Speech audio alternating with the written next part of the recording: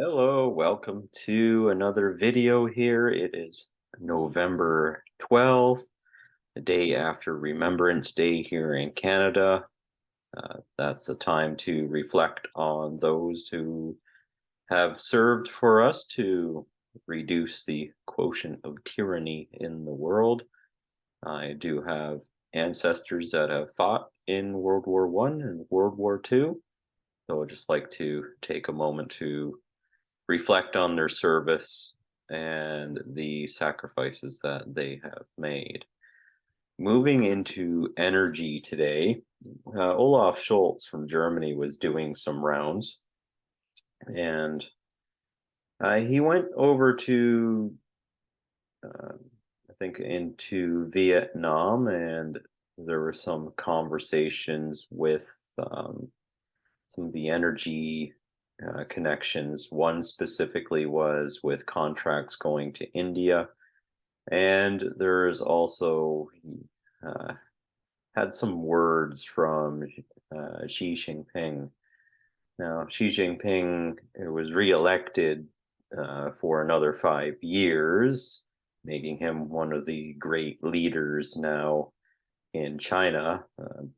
To get that long of a tenure is quite a feat in the Communist parties of China. So it looks like they do like his service, and we'll see how that pans out. But with Olaf, here's kind of the problem: is Germany, as I mentioned in other videos, and if you're doing searches for other commentators in the geopolitical space, especially of energy, find that Germany is in a tight spot.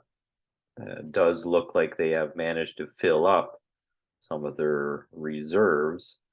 But the type of reserves that they have is not like a strategic petroleum reserve or strategic gas reserve. It's not meant for a complete disconnect of their current services. What happens is you usually fill up these tanks to act like a buffer. So in the event that there is a bit of disruption with supply, then the buffer can bleed off a bit until supply comes back to replenish the buffer. But it looks like they've gone all out to put gas into their storage. So they may get through the winter, and it will be close sailing in the springtime.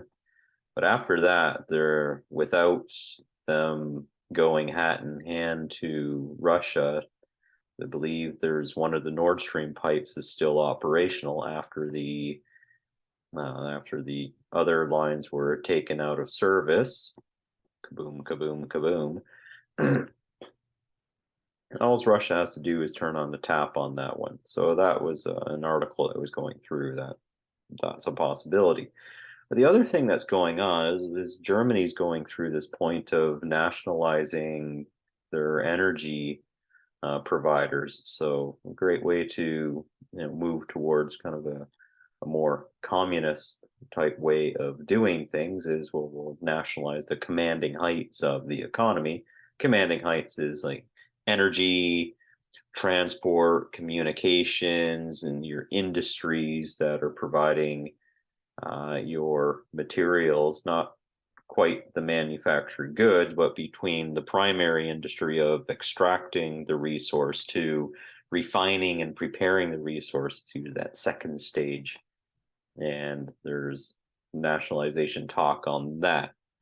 So what happens in that case is, as no governments really do well with running their industries um, in a nationalized configuration, because then that starts to distort the market prices, and that staves off competitors.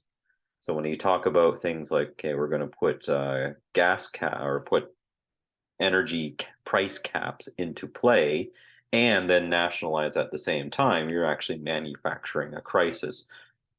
The I would say the proper way of doing this, if you really care for your people, is to deregulate and allow new participants to enter the market. As the price goes up, new participants will take the risk of providing the supply, uh, and maybe not in terms of them building a huge refinery that takes billions of dollars in a decade and a bit to bring that sort of capacity online, but they could, go out, ship it from other sources, find countries that are not using their full supply, and then resell.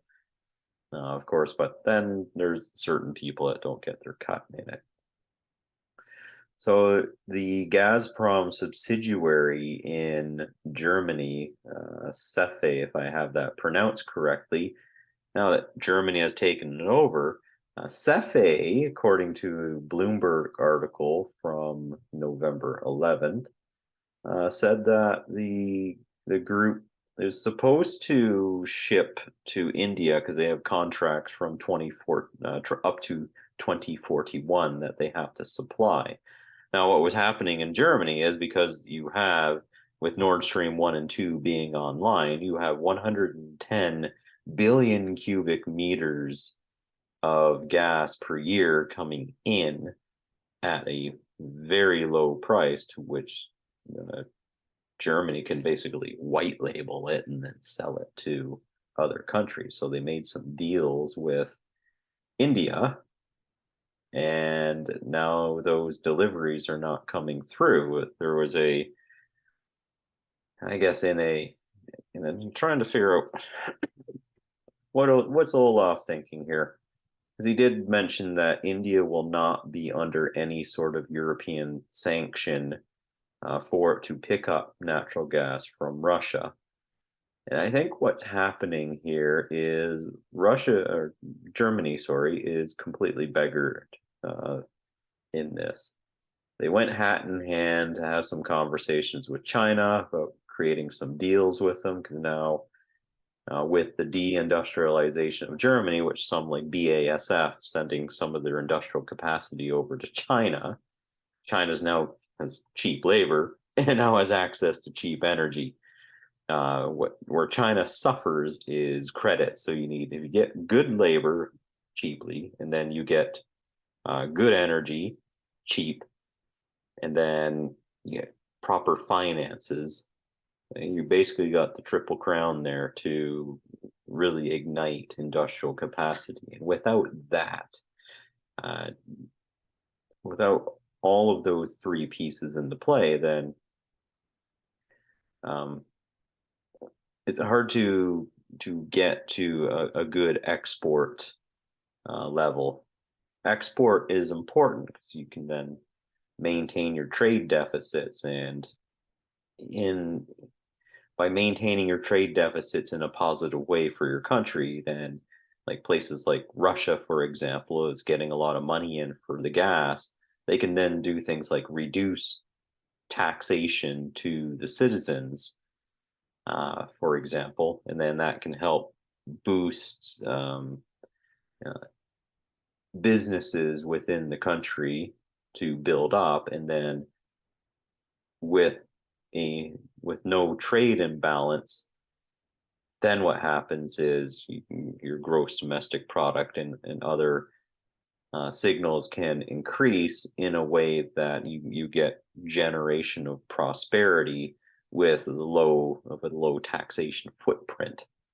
That will help build innovation. But Russia has a particular problem, is because they struggle with Western management ideals, and say, well, if Western management ideals all cracked up as they need to be, as they are, it's part of the success of, why is everybody being moved into Western countries? Why do people want to be in Western countries? Well, because for the most part, things work. Now, at the rate of immigration, that can change. If the people don't assimilate in properly, then we start to lose a lot of those gains that were made. There's like an overall capability, and large organizations, and include a large country, has a particular level of capability that the citizens can maintain. If we start to skimp on training, we start to skimp on the skill sets of the people and not building that up, then what happens is that the economy suffers. And Russia has been in a tight spot on that for quite a while, and the kind of the wherewithal to really pick up on that, based on people that I know who've consulted in Russia, is still very tricky. I think there's a lot of damage that has been done since the Soviet Union times and going into the reopening of the country, that they haven't made up that ground yet. I don't think Russia can really afford the high level management expertise. China has been able to do that, especially because of the import of money into China for the export of goods, gives them a trade balance to which they can now purchase talent to help them ramp up to even further levels. So we have Olaf going out to Asia, and basically Xi Jinping saying to him in a very, how some, very old cultures speak, is, without saying it directly to your face, but saying it is, we don't trust you. You have not been a very good neighbor to people in your own neighborhood, so why should we trust you? This goes back to Angela Merkel when they were negotiating Gazprom with Russia. It wasn't something that Russia uh, gave to Germany. Germany came begging and begging, saying, "No, like, help us build this. We really need this." And Angela Merkel was quite, um, I was going to say pushy. It's not the exact word, but really was assertive in wanting this, and gave all kinds of reassurances to Russia that this is okay. Then we saw what happened. Here's the thing that we have to remember here is, now that you start to beggar your neighbors, other countries will see this, especially countries that are not impulsive, sometimes like Western countries. The candle that has burned twice as bright has burned half as long, and you Western countries, unless they gain some wisdom, are not going to be able to play at the level that some of these other more patient countries can, especially coming from long lived civilizations, much like China and Russia, that they know how to pace themselves. So Olaf Scholz came back empty-handed. Germany is in a lot of trouble, and if Germany collapses, then basically transfer payments out from Germany to other countries in the Eurozone, especially in the southern Euro countries, will then start to fall apart, which you now see Italy looking to create some deals with Turkey and possibly Libya, maybe even looking to, with energy transit through Turkey from Qatar or even Syria, maybe, if stability can be brought into that region. And then Italy can be a southern conduit of energy into Europe. So keep an eye on this, because the Germany's not going to like it. Germany just basically got slammed into the carpet, and Italy's going to slowly climb up and say to Europe, look, we got energy. Do you want it? Do you want it? Sucks to be cold, sucks to not be able to cook your food and run your factories. Uh, so you're seeing a lot of pivoting here. The rules based order of the world, basically the USA making the rules, has other countries now realigning into different trading blocks. So you're going to find the Russia China axis, and then you hear the word ASEAN countries, these Southeast Asian countries are then going to band together, syncing up with India. You're going to see a massive cooperative bloc form. So this is something that we'll see as much as countries here. We got this 2030 agenda to reduce and make things more green, or you're going to have other countries that like, you know what, we just need cheap energy so we can make stuff, sell it to Western countries who are going to maintain a trade imbalance and then watch their financial systems implode. And then after that, these other countries, the global south, as we're going to call it, are just going to keep snapping up all the available opportunities until there's nothing left for the collective West. So, and there's a deal, I think Putin extended a deal to China for natural gas at a 50% discount until the end of the year to China. Oh, that's helps. China's in a pickle right now because their financial system, as much as they hide it, is not very good. Back to the real estate prices, asset prices in China have been slipping and collapsing. They're doing what they can do to shore that up.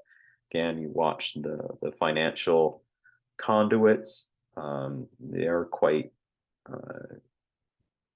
difficult to see what's happening at this point in time. I haven't been able to find good enough intelligence on how credit is moving through China at the moment, but they are getting cheap gas and they're still exporting goods to the world. Notwithstanding, and I won't get into chips in this video, but they're still having a run with that. So energy prices going over to Asia looks like they're starting to come back to more of a global level as the discounts start to come off. Because one of the things with Russia's providing a discount to energy in Asia, then what happens is they just white label it and then sell it back through other channels. So another thing to keep an eye out for, especially things, input commodities for manufacturing as sanctions, like we're going to sanction China.